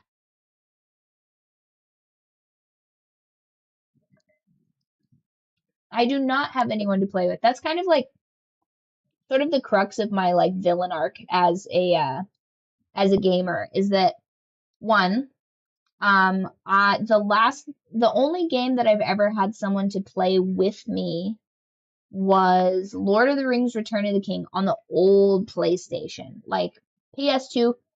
And then that was, I think that was my first major purchase as a child, actually, was the PS2, but like the slim version, because I didn't have a lot of space in my room. And I wanted to play that game so bad, but it's kind of hard to play by yourself. And I really struggle with like jumping games. So like pretty much all Nintendo games are just like a no-go for me because anything that requires a double jump, I just like fundamentally lack that skill. Like I was up at work the other day and we were doing D&D stats. Oh, just a quick heads up. We've got like maybe another 10, 15 minutes before I've got to hop off because I do have to go to work tomorrow. Um, but I'm gonna try and hop on like immediately after. So hopefully that goes to plan. It is Monday, so hopefully nobody's going to try and bum rush the door like they did on Friday. Friday was ridiculous. I just stay there for like an extra hour, which normally I don't mind, but if I have plans, really irks me, especially when somebody's like, "Oh, hey, I would like to buy a single apple." I'm like, "That's crazy." 'Cause I don't think I would ever like knock on the door of a store an hour late and be like, "Excuse me, can I buy something that's like less than $5?" Like, what is the urgency of this? You know what I mean? And also, this is a bakery, sir. Like, this is not even like the main attraction of this place. This is so confusing. But, oh crap, what was I looking for? Oh, I lost it. Oh, it takes two. So, Lord of the Rings, double jumping. Ugh, dude, I honestly low key miss being an unemployed like cam girl pretty much. That was life, except not really. If I don't have something to do, I essentially just sort of go insane. Like even at work today, I am technically an independent contractor, so I'm just like kind of vibing up there, but I like couldn't help but like work. Like I'm supposed to just be off in my own little world, being like kind of selfish as fuck back there, just doing my own thing. And I did make apricot salsa, and that has been a grand success. But I can't help myself. I have to, I mean, even when I'm streaming, if this game didn't have this very pleasing little soundtrack in the background, like I have to have Spotify in the background. I have to have like just noise, you know what I mean? I have to have the and not crazy noise, like I don't necessarily need to have like city like background, like ambulances and whatever. Although for a time that was really relaxing.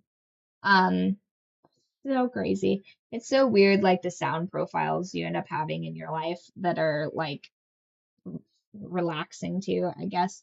But um, I did at one point, so I played Lord of the Rings, but I can't double jump at all. And so anything that requires like a double jump or anything like that, totally done. Whereas all of my friends were playing like Mario Kart at that age and stuff like that. I'm just like in my dungeon lair room, like trying to play through Return of the King soloing, and I was not good at it at all. And then I bought Monster Hunter because my ex-boyfriend and all of his friends were like, "Oh, Monster Hunter this, Monster Hunter that," and my roommate was like, "Monster Hunter, Monster Hunter," previous roommate, And so I get Monster Hunter and now none of them played it. So I have this essentially like useless game that I'm like, I could have just been playing The Witcher like this entire time.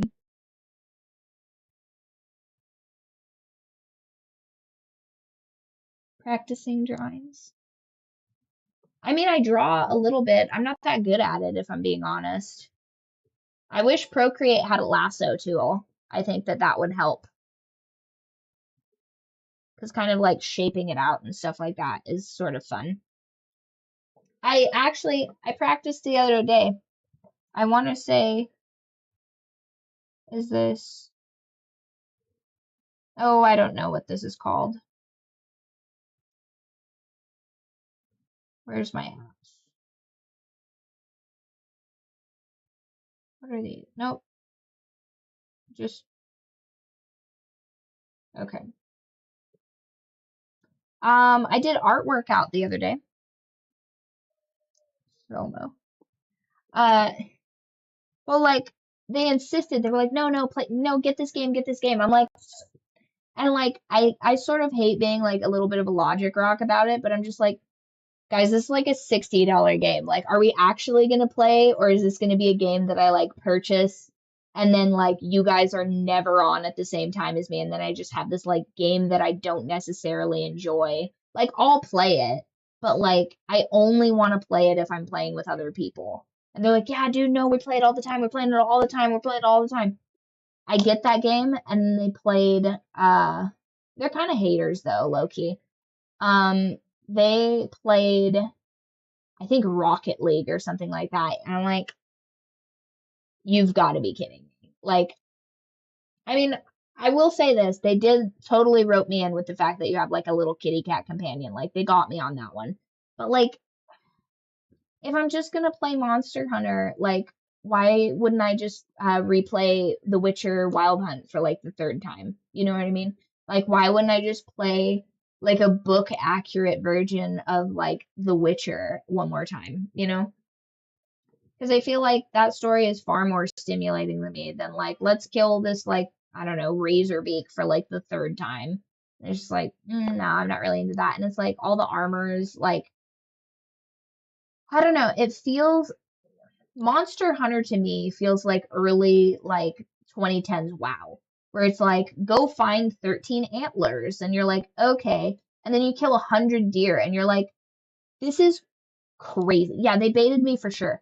And honestly, like I had a huge falling out with that roommate. Low key, why I'm not a big fan of healthcare workers, because they're some of the worst people I've ever met in my life, and I've met actual strippers and prostitutes. Um, I don't know if I can say that on here, but it is the truth. And those were actually some of the nicest people, most chaotic people. But like some of the most like genuinely nice people that I've met. But people that work in like healthcare have been some of the most like snide, mean spirited people. And I think that that's so crazy. And it's definitely soured me like a lot to that group of people. And I'm sure there's exceptions to that rule, just none that I've met specifically. But I live in a bubble, so um, what is another game that would be Baldur's Gate is I think available to everybody now. I think you can play with your friends multi-platform, which I am so stoked on. I would love to do a Baldur's Gate run with friends.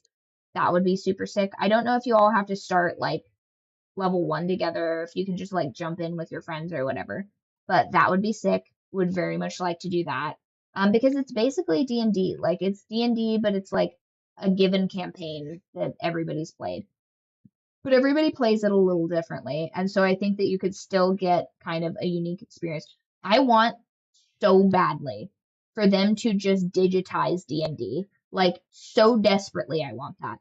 And not like, I mean, we have AI now. I think that with the framework of like, say, Baldur's Gate, you could with like, I don't know, maybe this is an ignorant take, but with very little like tweaking, I feel like you could create a video game. You were too comfortable with you there. Huh? No, no, no, no. No, no, I worked in adult entertainment like forever ago, and so like I met a lot of those people. No, I was also friends with a lady that is a burlesque magician. Magic saucy lady. Very fun. To a shared room. No. I guess part of the secret lore of my life is that funny enough, I did technically live with a midnight entertainer. I guess I should probably not use the colloquial term in a chat.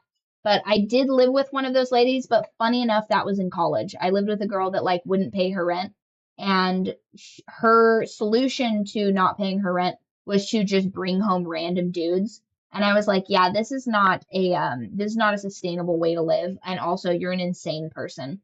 But I don't think that if you asked that girl, she would claim that as a job. I think she was just sort of a trashy lady. You know what I mean? Um, from book to games, right? Um, so let's see here. Yeah, The Witcher was awesome. I loved playing that game. And another game that I think I got from that same group of people too, which like fooled me once, was Red Dead Redemption. They were like, no, we're gonna play Red Dead Redemption online together. And I was like, okay, so at least Red Dead Redemption had like an actual story mode game. And so I was like, okay, well, I guess I'll just play the story mode game until like this whole like online playing works out. And then it never came to fruition. And I was like, okay, I'm not buying multiplayer games anymore. The next time somebody says they want to play a multiplayer game with me, they will be getting me the game because that uh, will signify an investment in their money and also their time. And then that will increase the likelihood that they will play that specific game with me by probably 100 times. So I think that is probably the new policy I'm going to have for when people suggest games to me to play multiplayer, which sucks that like people had to kind of ruin that. But, it's just such an interesting like culture. And honestly, I think those people were just kind of like scummy. So that's not like a take on gamers as a whole. Because I've met tons of gamers that have like well planned out like game nights with their friends and stuff like that. I just don't think that those were those people. But I would really like to play. Oh, let's see. I have a couple in my wish list. Where are they at?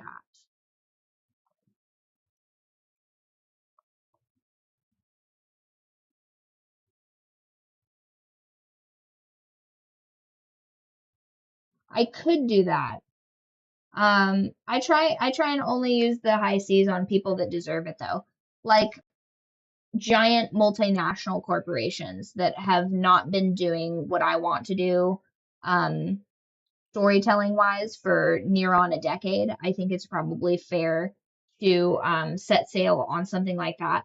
But like for example, like I would feel just awful um stealing this. Like this is the demo, and I think that the merit of me kind of showing people like how awesome this game is with the full intention to purchase this game because I believe in this game and I believe that the people that put this game together really put a lot of effort into this and it deserves to be appreciated and looked at by more people. I'm just trying to limit myself personally purchase wise. But should someone recommend this, like, oh, what would be a good fun cozy game that you can just kind of like chill, I would absolutely recommend this game. And honestly, I would probably recommend this game before I would recommend like The Sims too, because I feel like The Sims has gotten kind of like cash grabby also. Like, I mean, maybe it's always been cash grabby, but I just haven't noticed. Because like for example, um, probably closer to like 2 decades ago. I loved playing Zoo Tycoon, and it was like such a big deal to me. I spent like an absurd amount of money on this, and this is like old school money. That kind of money could have bought me like a computer, like if adjusted for inflation now. Not like a super great computer, but like a decent amount of cash. Because I think to get all of the games, it was like 100 and sorry, it's mosquito season. Um, I think it ended up being like 120 bucks or something like that to get like all of the like expansion packs on that. Probably have to wind down here because I gotta go to bed soon. But I loved playing Zoo Tycoon and I had all of them. I had the exotic creatures. I had I think it's like African animals, which is like kind of whatever, but I wanted to have like zebras super bad because I had like this vision for like zebras and bison or whatever, having all that.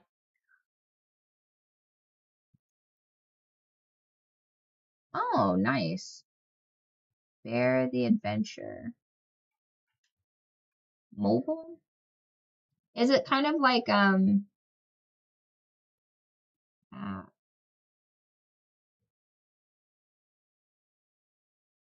Bear the Adventure?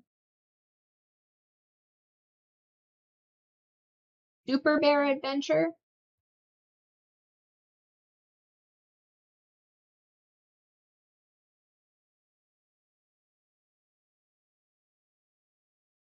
Bear the Adventure.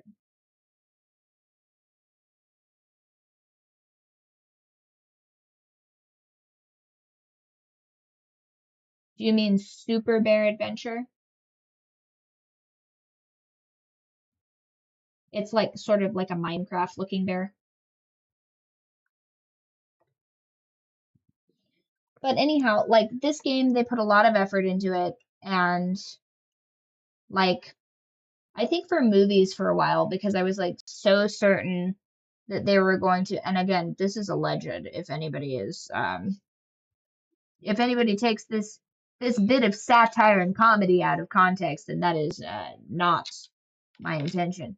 But if if I wanted to watch a movie and I was like pretty certain that they were going to shoehorn a bunch of like bullshit into it that I was not a fan of, I'm like, all right, I'll pirate this movie, and then if this movie is awesome and I can clearly tell that they put like effort into this and didn't just like ladle out slop for 90 minutes, I'll just rent the movie afterwards. You know what I mean? Like the moment it becomes available to rent, I'll just rent it because it's like I've already watched it, whatever. And then I'll use that opportunity, having rented it, to like show somebody else that movie. I'll be like, hey, watch this movie. Like it's great. And then I'll watch it like to get that other person to watch the movie. So it kind of ends up being like a watch party situation anyway, which I wish I had done for there's this movie called I think it's Into the Dark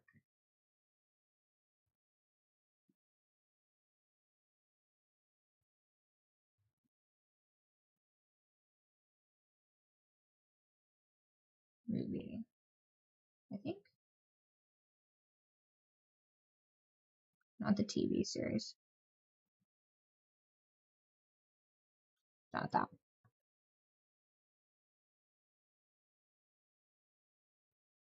Nice. I already have kind of like a movie place. I won't drop it in there, but I'll check that one out. Again, this is not legal advice. But I watched this movie and it was like I think it was like 3 hours long or something like that. It felt like forever. And basically the premise of it is this guy, the guy from Westworld, I think, Bernard or whatever from Westworld. He's like an investigator or something, and this woman's children have gone missing, and he goes up to like rural Alaska or something like that. And this woman's husband has gone off to war, and they're trying to figure out what happened, and everybody thinks that she, you know, lost them or whatever. But it just ends on this like really weird note. And I think that the director was trying to like make some kind of like surrealist statement with it or whatever. And the end of it is like them just like nude with like wolf masks on. The woman and her husband like running around in the woods or something. And I'm like, what the hell is this? You know what I mean? Like, you've monopolized my time for this entire thing, and you've dropped little crumbs, but it's like you figure out how the movie ended. And it's like the whole you figure out how the movie ended only works if you've dropped. Right. I've started doing that because it's like if a movie is like super long, I'm not going to be tricked again and watch like 3 hours of a movie that the director is just like, you finish it. Like, I didn't watch this movie to think of the ending. Like, that's sort of your job as a storyteller, beginning, middle, end. And like, you can get away with not telling me the ending. Like, for example, I think The Sopranos ending was good. Like, maybe that's a hot take, but I think that that was a good ending because I feel like the ending to me personally seemed like, oh, they got like whacked. They got whacked after their dinner. And this is sort of like the end of like a Roman Empire. What movie made you cry? Me personally, it was Forrest Gump. Honestly, hello. It's, unfortunately, we're about to kick off because I've got to well, not kick off. We're about to log off because I've got to go to work tomorrow. But I will be streaming tomorrow as well, and I think tomorrow is set to be Baldur's Gate as well, so we'll hop back on that. Everybody's pretty much got a criminal record, if I recall correctly, because I kept trying to rob that halfling. Um, but a movie that made me cry. Let's see here. I have a list because I would like to categorize everything I've ever watched or read. I'm doing a decent job of it. Um, I will say this, I liked the menu. I thought that that was pretty good. Um, I think I cried watching Power of the Dog, but not for the reasons you'd probably imagine. It was interesting for Benedict Cumberbatch to be in that. Um,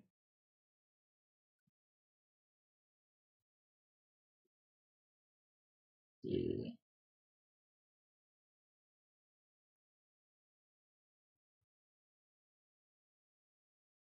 Are there more in here? Hmm. Um, don't break your sleep schedule. It's natural. Yeah, I ended up getting like suckered into like 2 extra shifts this week and it totally like threw off my rhythm. Um, the silent voice. What's that one? That sounds familiar.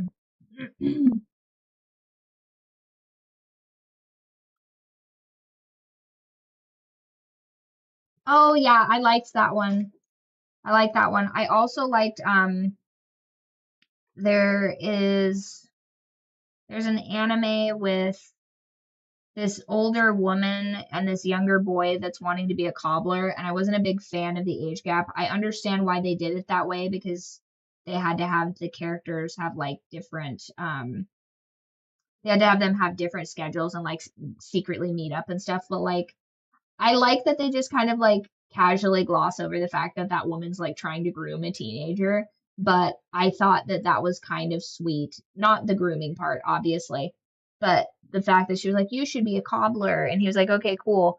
But there definitely should have been like some like friend or something like in that that was like, you probably shouldn't be hanging out with a teenager like that, you weird freak lady."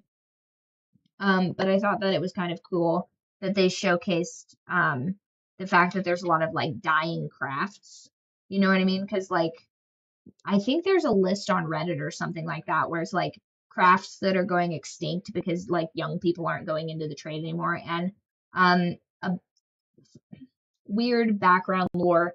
I was pursuing having a cobbler make like custom shoes and stuff like that because they don't make shoes for people's feet anymore. They make shoes based off of like an assembly line thing. And I think it's like causing a bunch of podiatry like problems like across the world. But I like that like really struck a chord with me because they were highlighting that craft specifically.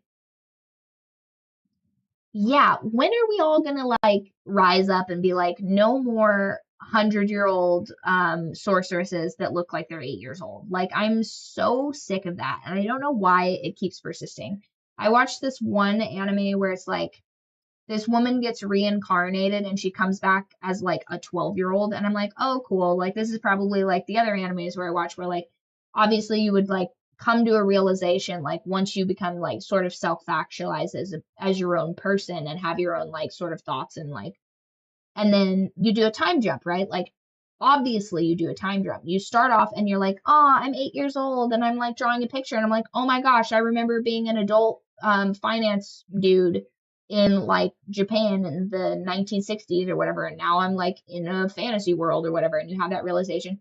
And then like you show like some of the decisions that, because by the way, that's actually super relevant to the third book that I'm writing, because it starts off where one of the characters is like an actual child. She's like, I don't know, somewhere between 3 and 8 years old. I haven't really nailed that down yet, but like a child, and then a middle schooler, and then a teenager, and then an adult woman. You know what I mean? So like you're getting to see like the like family dynamics and stuff like that that like builds their characters and stuff. And then um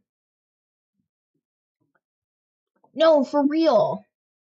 Like I don't understand why that's such a thing. Although I did, my first book is like a 100-year-old vampire that's like essentially like waiting for this teenage girl essentially to grow into his wife.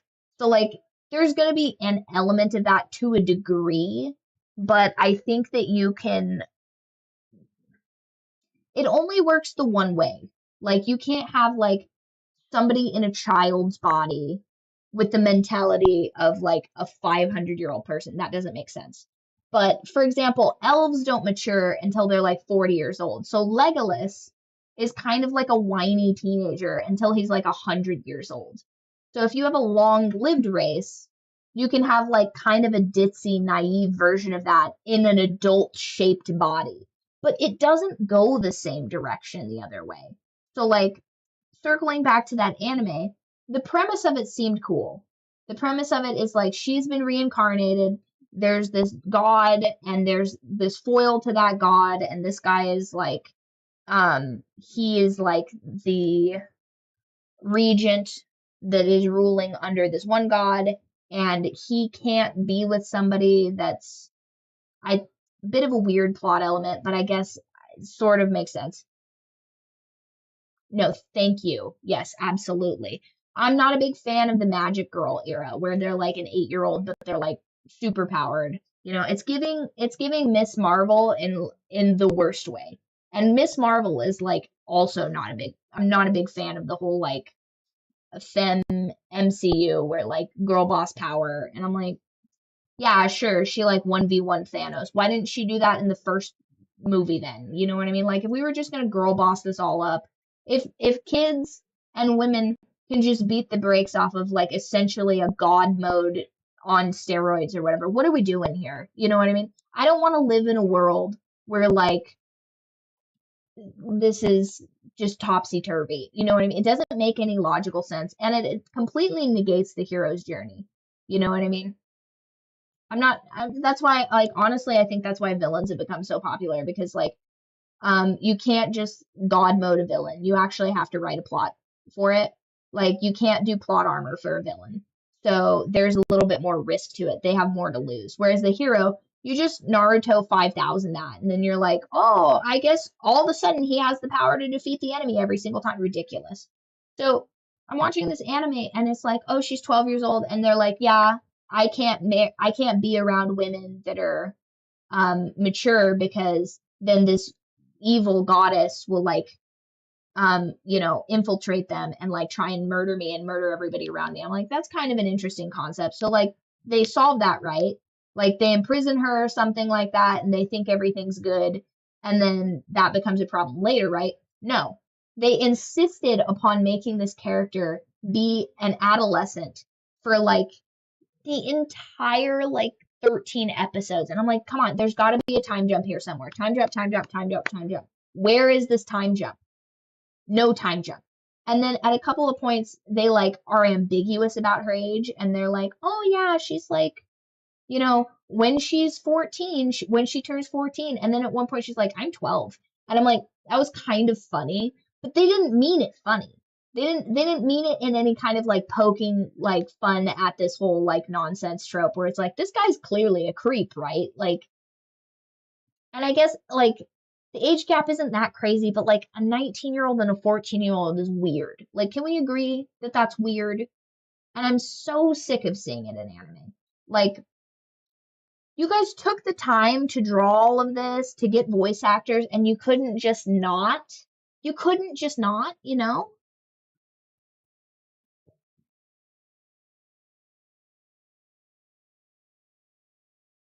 Yes. Yeah. I mean, I'm gonna be honest, I like solo leveling. But just this whole like it's kind of, I guess it's like more refreshing than, like, for example, like Naruto. I think somebody, oh my God, somebody was on my TikTok the other day. I was under a video I was commenting under because I have no chill. And they were like, I think Naruto would be a good allegory for this autistic person that like can't handle this because like Naruto has like a demon inside of him, and when he lets the demon out, people get hurt. So that could be like an allegory for like unchecked aggression in people that like don't have a filter for aggression. So like you could tell him like you are like Naruto, and I'm like, does this guy think he's introducing an autistic person to anime? Like, is that truly this guy's take? Is just introduce this kid to anime and it will solve his autism? Because I'm like, I got news for you, buddy. It doesn't solve the autism. But Naruto, and it also might teach that guy like a bad lesson because every time he comes up against somebody that's like trying to defeat him or like hassle his friends, he unleashes this uncontrollable power and beats that guy every time. So it's like not even a lesson about self-restraint like he thinks it's gonna be. But anyway, um I had a honestly, I always have an unexpectedly fun time on stream. It always ends up turning out better than I thought, which is weird because I think I tried to get into streaming in like 2020 and like maybe a couple of years before that. And I think honestly, the things that have changed us the most, which once again, I've got to give a shout out to himself on Twitch. He showed me, or her, who knows, showed me how to put the chat overlay over my games, and it has been like an insane game changer to be able to interact with you guys and not have to switch between windows because honestly, the technical aspect of streaming just kills it for me. It's so freaking boring to have to learn like the back end of this stuff.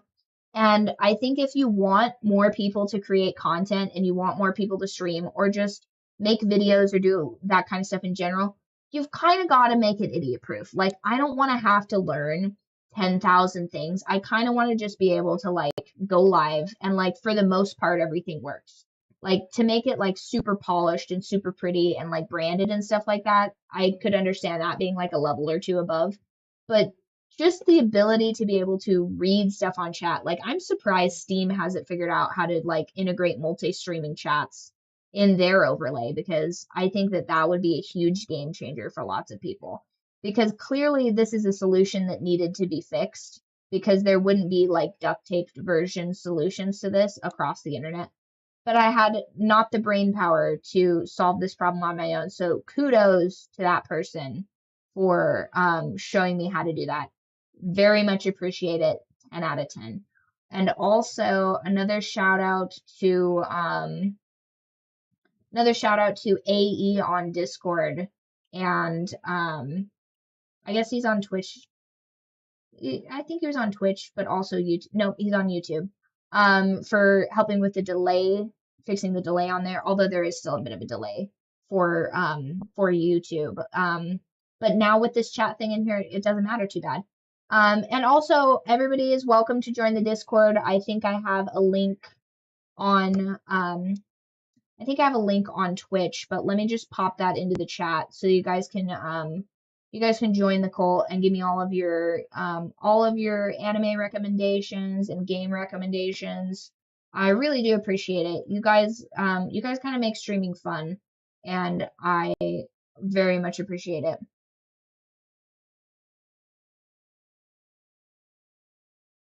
Do you think there should be a penalty? Honestly, that's sort of like the biggest detractor I had for streaming because I was like, I need to figure out in my little hamster wheel brain how I can interact with you guys because when I'm playing games, I'm just like locked in. And if I can't see you guys trying to interact with me, which by the way, I love, 10 out of 10, I love talking to you guys. And the ability to see you guys talking to me, like I said, such like a galaxy brain like game changer for me. Um, where they're just like, hold on, like I bet I have instances in my game. Like if you go on YouTube or on the Twitch and you like just scrub through there and see like when nobody is in the chat, like I'm just the whole time. And that drives me crazy. And it doesn't tell me when you guys like pop in. So I think that would be helpful. Because my brother-in-law was on the stream the other day. He's minty fresh. And he was giving me tips because he streams on Whatnot and he's killing it. He's doing so good at it. He's really creative, and I think that he has sort of like maybe a little bit bigger personality than me. And so he can like he's very engaging. And I think that I just kind of like tiz him out and I just sort of time out into what I'm doing. So if you guys enter the room, I have no way of knowing that you've entered the room because I'll greet you. I do it all day long. Somebody comes into the bakery, I say hello, I acknowledge them, and I'm hoping that they say something to me. Oh, that sucks. Because I can't like I don't think he streams on here, but he streams on Whatnot, and it's like gold and stuff like that. It's really cool. It's Minty Fresh Treasure Chest. If you want to find him on Whatnot, he's got a bunch of cool stuff, and he's selling tasty snacks as well. I don't know if that's included in the stuff that he's doing and all that, but I mean, the whole family is cooks, so highly recommend. Well, thank you. I'm actually about to wind down because I have to go to work tomorrow. But I really appreciate the interactions and stuff like that. It makes it way more fun. But I wish that this also told me when people like essentially walked in the door pretty much because I'll say hello to you. I love interacting like that. But I haven't figured out how to do that. So if anybody knows how to do that, definitely let me know because that I think would increase engagement as well. And then you guys talk more because once you guys have been acknowledged, you guys are pretty good. Oh, thank you for the follow. I appreciate that. Um, we're probably going to be streaming tomorrow. I don't know the time yet because I don't know what time I'll be able to leave work. Because the people turn into like the Walking Dead. Like the moment we close, they're like knocking at the doors, trying to climb up the side of the building and like, I need pie, let me in. And I'm kind of a sucker. I'll let them buy pies, probably a lot longer than I probably ought to, which my boss keeps getting on to me about. And then the day crew's like, where are all of our pies? And they're like, oh, Riley sold them all. I'm like, it's my job. But let's get that link in the Discord because you guys are all welcome to join. You should watch a tutorial on YouTube, to be honest. I don't really know what to look for though. Like, how do I? Because here's like making like a little doorbell noise. I think would be irritating to people because I turned that off for the chat. But I'm using like a completely different. I'm using like a what's it called? Does it even have a name? I don't think it has a name. But it's like a bit link thing that shows me the multi-stream chat, but it doesn't tell me when people enter the room. And if it like flashed on the top like, hey, someone's entered, I would say hello, but it doesn't say like you guys' names. Okay, before I forget, let me pop this into the multi-stream.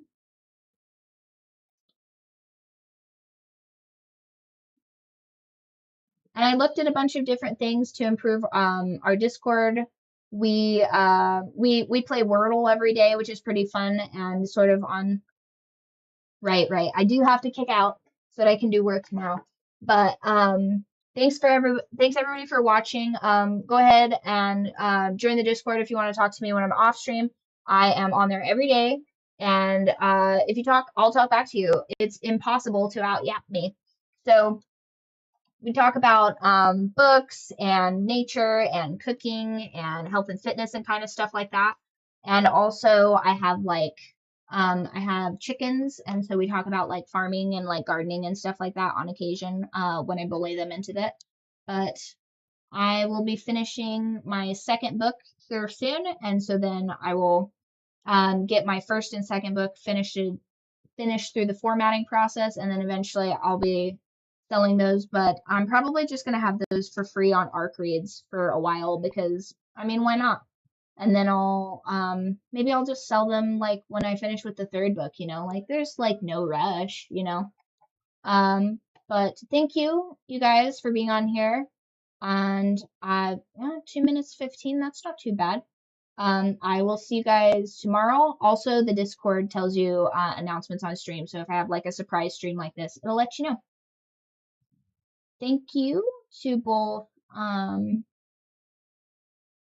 Wish and